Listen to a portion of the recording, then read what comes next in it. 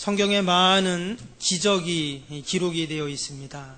그 많은 기적 중에서 가장 대표적인, 그래서 마태, 마가, 누가, 요한복음, 사복음서에 다 기록된 기적이 하나 있는데 그것이 바로 오병이어 기적입니다.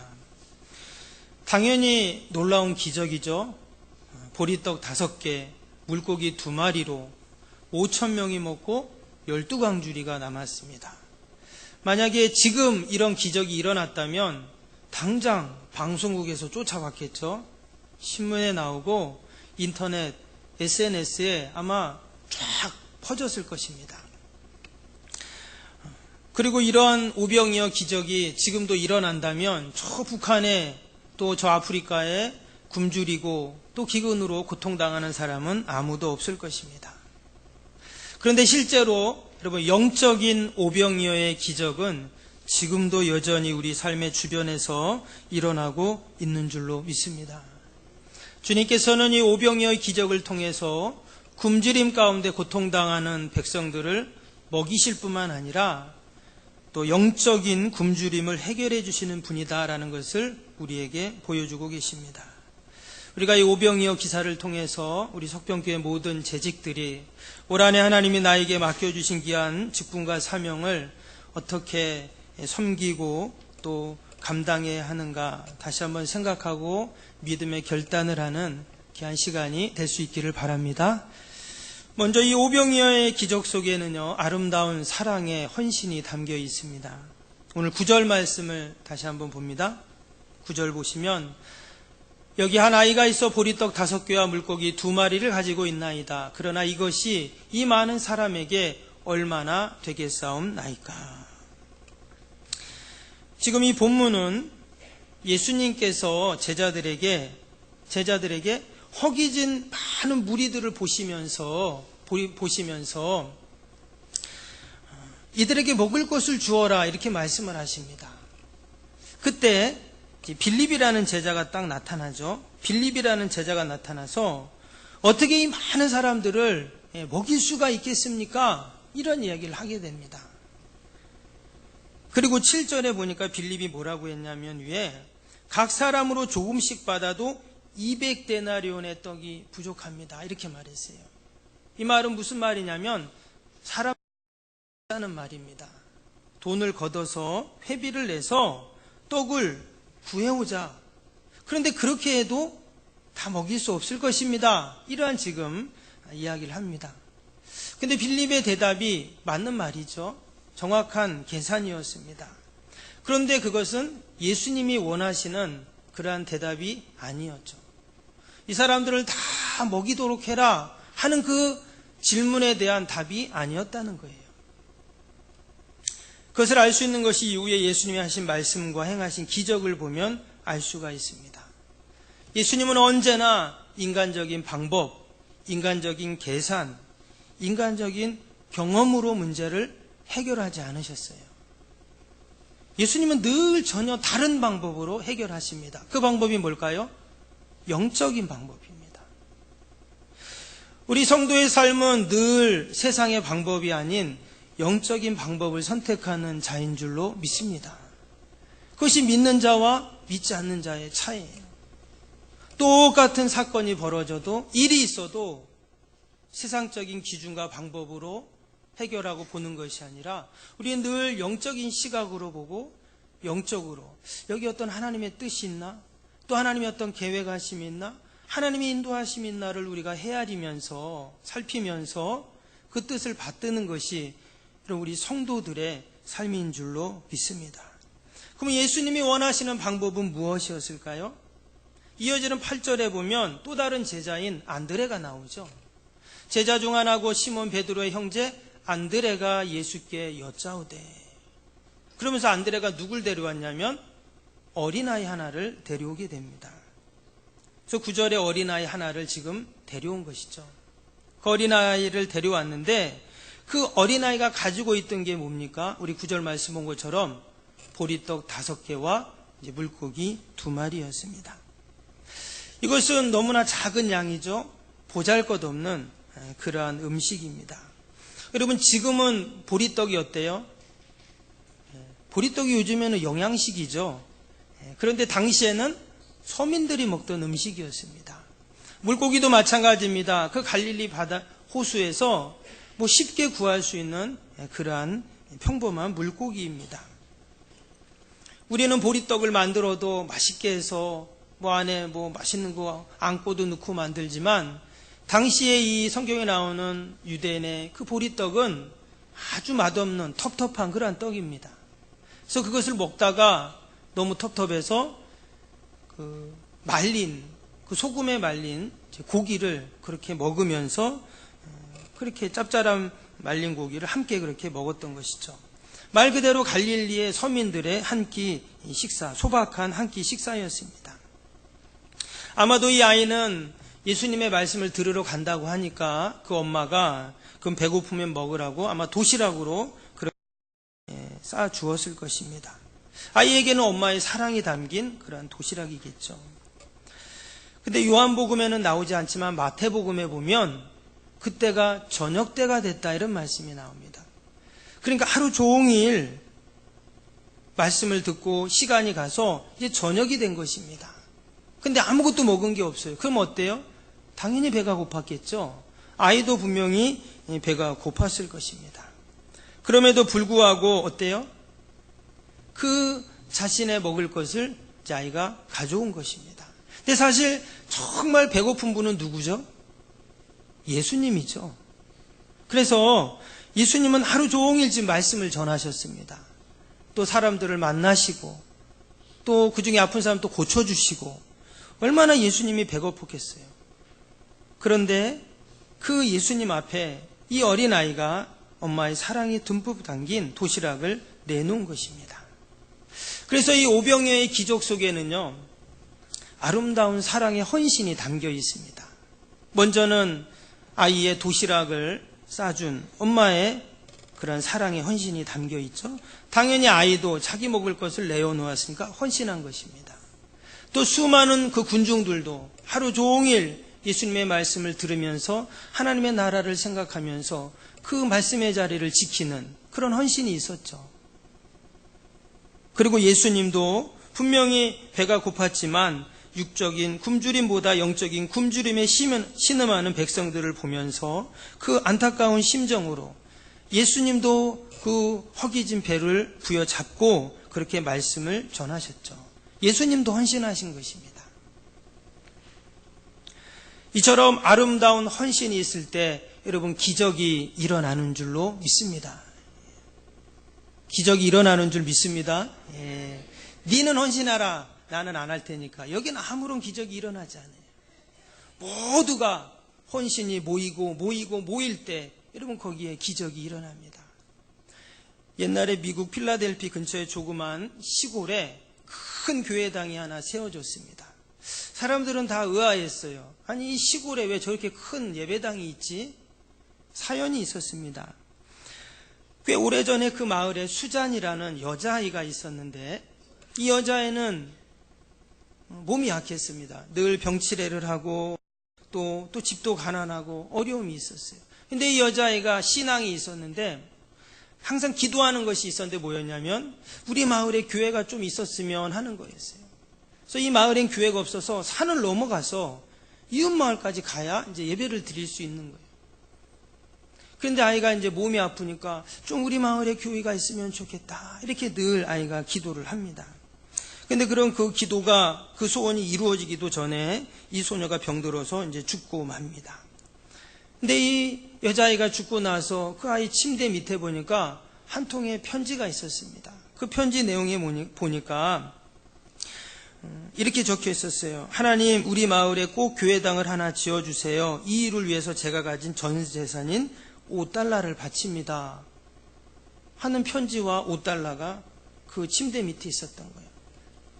그것이 그 안타까운 사연이 신문을 통해서 미국 전역에 보도가 됩니다. 그 전국 각지에서 헌금이 들어와서 그 마을에 교회당이 지어지게 된 것이죠. 그 어린 소녀의 작은 헌신이 큰 은혜의 열매를 맺게 된 것입니다. 현대판 오병이어의 기적이죠. 여러분, 헌신이라는 것은 그 크기가 문제가 아니라 마음이죠. 진실한 마음, 그 마음을 갖고 하나님 앞에 헌신할 때 하나님은 그 헌신의 마음에 기적의 은혜를 부어주시는 줄로 믿습니다. 동일하게 우리 모든 재직들도 올 한해 하나님이 나에게 맡겨준 귀한 사명, 내가 아름다운 헌신의 마음으로, 헌신의 삶으로 섬겨나갈 때 주님의 교회 부흥의 역사와 또한 놀라운 은혜의 역사들이 날마다 일어날 줄로 믿습니다. 또 이 오병이어의 기적 속에는 감사가 있었습니다. 11절 보시면 예수께서 떡을 가져 축사하신 후에 앉아있는 자들에게 나눠주시고 물고기도 그렇게 그들이 원대로 주시니라. 예수님이 아예 도시락을 받아가지고 어떻게 하셨어요? 축사하셨다, 축복 기도하셨다, 이런 말씀이죠. 이 축사라는 단어는요, 유카리스테오라는 단어입니다. 이 단어는 당시 유대인들이 우리도 밥 먹을 때 보면 하나님 감사합니다 이렇게 기도를 하잖아요.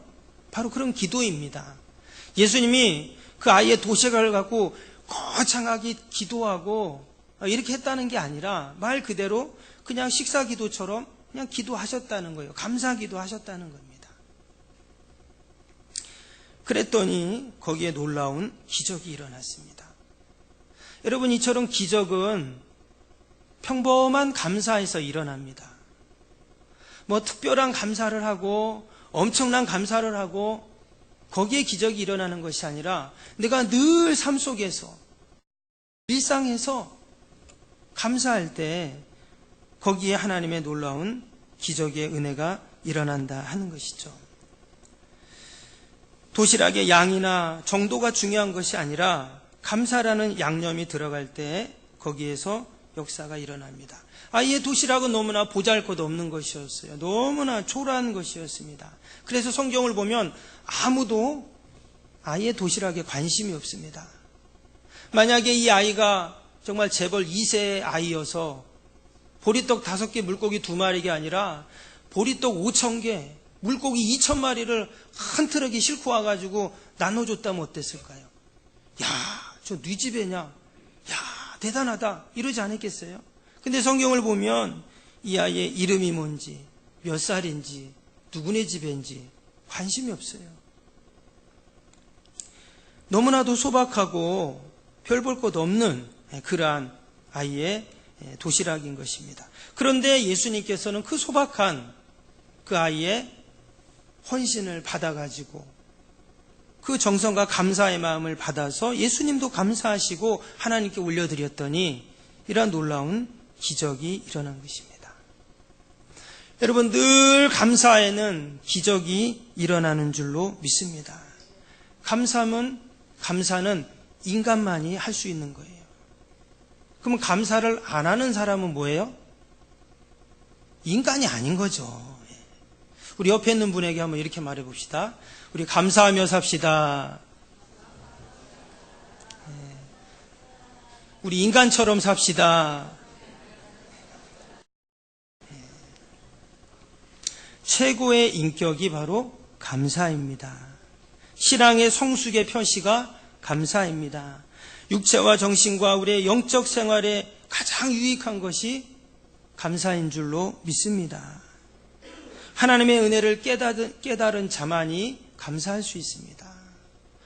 우리가 2020년 우리 모든 재직들, 때로는 교회를 하다 보면 마음이 상할 때도 있고, 나는 그렇지 않은데 또 오해를 받을 때도 있고, 남들 다 밥 먹을 때 또 밥을 못 먹을 때도 있고, 또 남들은 다 안 하지만 또 내가 또 꾸준히 할 때도 있고, 이름도 없이 빚도 없이 이렇게 헌신하는 분들이 얼마나 많습니까? 그러나 우리가 그럼에도 불구하고 감사할 때 하나님께서 더 좋은 것으로 우리의 가정과 자녀와 삶 가운데 기적 같은 은혜들을 날마다 베풀어 주실 줄로 믿습니다. 다니엘과 제 친구는 그리 아니하실지라도 감사했습니다. 거기서 그리 아니하신다는 게 뭐죠? 그들이 풀무불에 던져져서 다 갖고 죄가 될지라도, 하나님이 나를 살려주지 않을지라도 감사한다는 거예요. 하박국 선지자는 무화과 나무가 무성하지 못하고 포도나무 열매가 없고 감람나무 소출이 없고 밭에 먹을 것이 없고 우리의 양이 없고 외양간에 소가 없을지라도 감사한다고 했습니다. 지금 이 사람의 상태가 어떤 상태일까요? 거지가 된 상태입니다. 아무것도 없어요. 그런데도 나의 구원의 하나님으로 말미암아 감사합니다 그랬어요. 말 그대로 감사라는 씨앗을 이렇게 심은 것입니다. 지금은 아무것도 없죠. 근데 감사라는 씨앗을 딱 심는 거예요. 그리고 점점 기도에 물을 주니까 시간이 지나면서 거기에서 싹이 나고 줄기가 나고 열매가 맺히는데 어떻게 맺힙니까? 30배, 60배, 100배의 열매로 맺히게 되는 것이죠. 여러분, 원 안에 저와 여러분이 늘 감사의 씨앗을 심을 수 있기를 바랍니다. 감사가 안 되는 곳에 감사의 씨앗을 심는 거예요. 감사할 수 있는데 감사는 누구나 할 수 있지만 감사가 안 되는데 저 사람 감사가 안 되는데 이 일은 정말 감사할 수 없는데 거기다 감사를 심는 거예요. 그러면 오병이어의 기적 5,000배의 기적이 분명히 있을 줄로 믿습니다. 올 한해 우리 재직들이 어떻게 사명을 감당해야 합니까?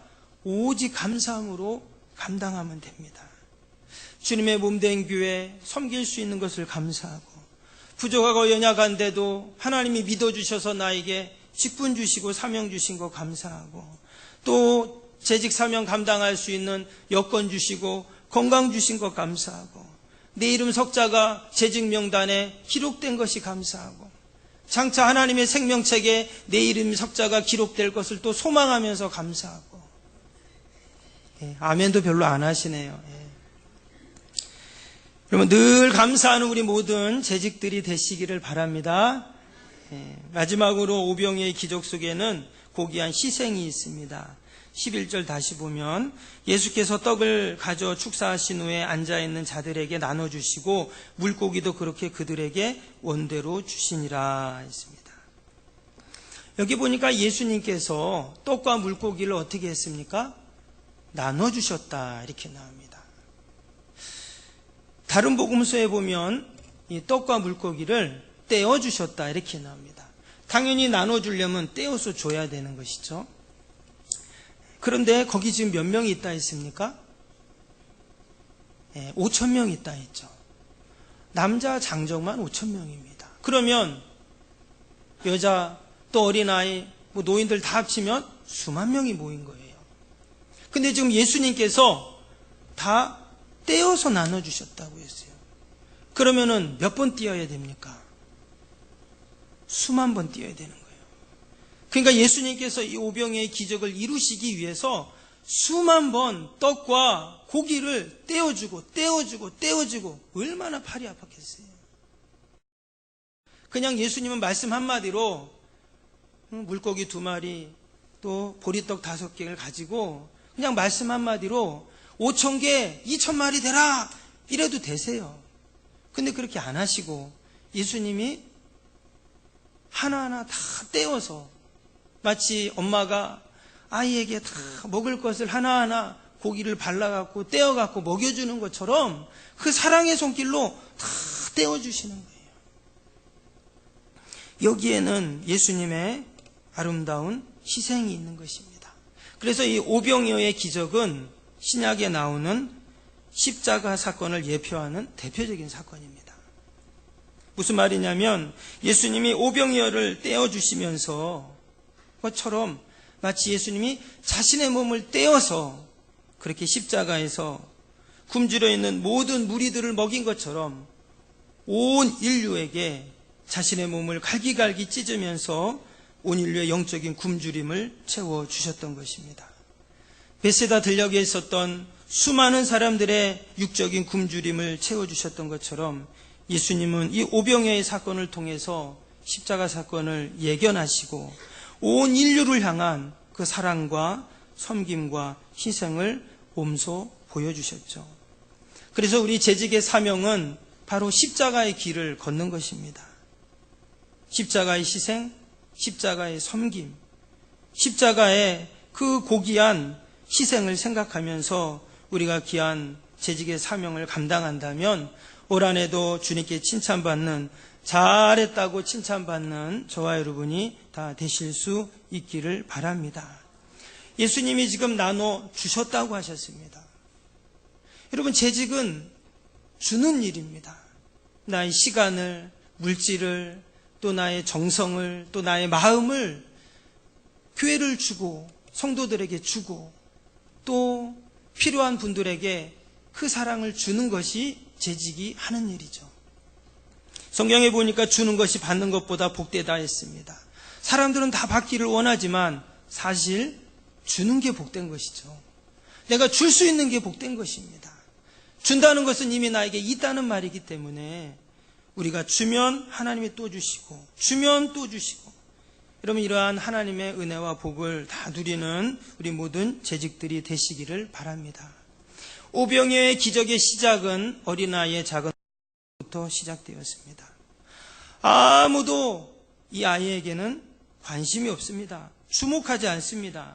세상적인 기준으로 보면 아무것도 아니기 때문입니다. 그런데 분명한 것은 하나님은 이 아이의 헌신과 감사와 믿음을 기억하시죠.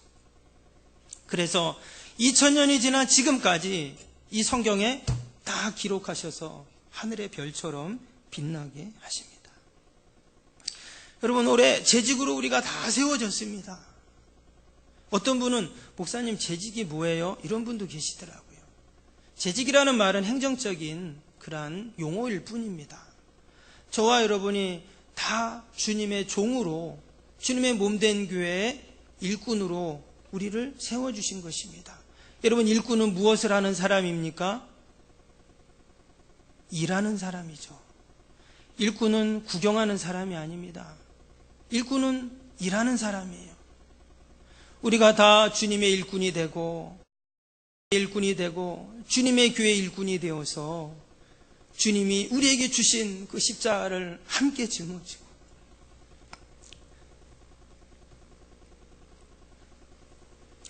믿음으로 나아가는 저와 여러분이 다 되실 수 있기를 바랍니다.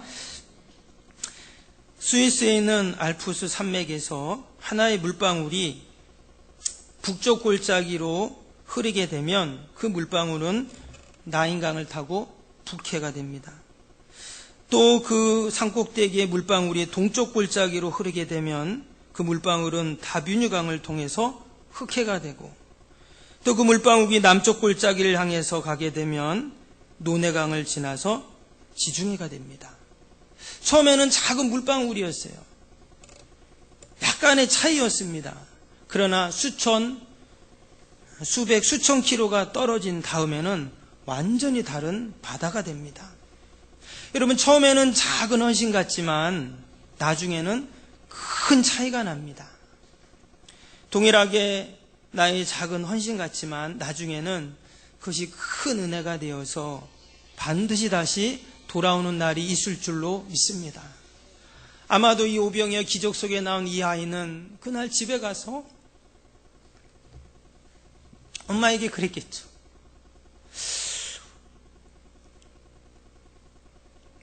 엄마, 내가 오늘 도시락을 예수님께 줬더니 희한하게 그 도시락이 엄청 많아져가지고 5,000명이 먹고 12광주리가 남아서 이게 어떻게 된 일이야.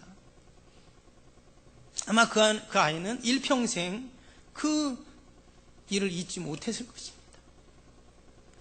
여러분, 올 한해 저와 여러분이 주님의 교회를 섬김으로, 재직의 사명에 충성을 다함으로 우리가 하나님 앞에 서는 날, 하나님께서 마치 그 오병이어의 아이에게 주셨던 그 놀라운 은혜와 기쁨을 우리도 다 누리는 저와 여러분이 되시기를 주님의 이름으로 축원합니다.